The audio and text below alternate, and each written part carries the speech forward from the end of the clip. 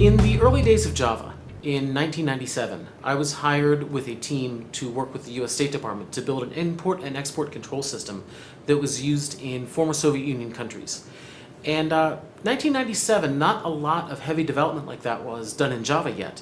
We were really breaking new ground in that territory. And this was back in the day, Java didn't even have jar files yet. And we were building an import and export control system that had to be internationalizable and localizable, zero admin on the client. And with those requirements, the really only option we had that made a lot of sense in that time was Java, even though it was pretty new. There weren't a lot of vendor tools in the space yet, especially things in the large workflow arena. So we ended up rolling our own. We developed a methodology for working with these former Soviet Union countries for eliciting requirements out of the end users there and building workflow for their import and export licensing procedures. Out of that, the StonePath workflow modeling methodology was born. StonePath is really just a good set of object-oriented design modeling principles for modeling workflow. And it's a constrained set because, as we like to say in the engineering world, that constraints are liberating. By having a small set of highly focused things that do one thing well and are composable into, more complex structures, we can very easily take what sounds like a hard problem, decompose it into smaller things, and build a more complex solution up. And so really these are platform agnostic. We could do this in Ruby, we could do this in Java, we could do this in C#. That's what StonePath is about. Now there's also a reference implementation that is written in Ruby that I do demonstrations and have several satisfied customers with. It's all open source work.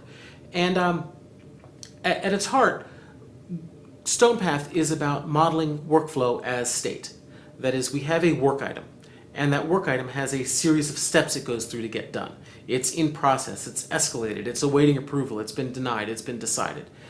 Out of that, we then have a series of who owns the task, who's doing stuff with it now, what tasks are required to move it from one state to another.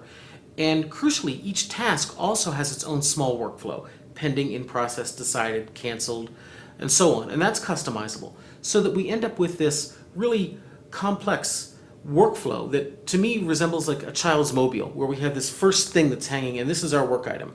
Then we have all these small tasks that hang off of it, and each of those have their own complex work item state, and each of those can have smaller tasks. And all of this is about structured collaborative workflow, people working together to solve a common problem. And a sweet spot that I found business-wise using this is with people that have solutions in an office space where they're emailing around spreadsheets. It's a common problem. I have something I need to solve, I build a spreadsheet for it. My colleague Tim needs it, so I email it to him. Tim mails it to Sue, and soon the three of us are sending the spreadsheet around, and by the end of the week, 7 people have it, and nobody has the canonical version. Well, we can solve that problem by using StonePath and several other tools to build a quick web app that models all that workflow that they were emailing that spreadsheet around, the tasks, the collaboration. And that's what StonePath is about.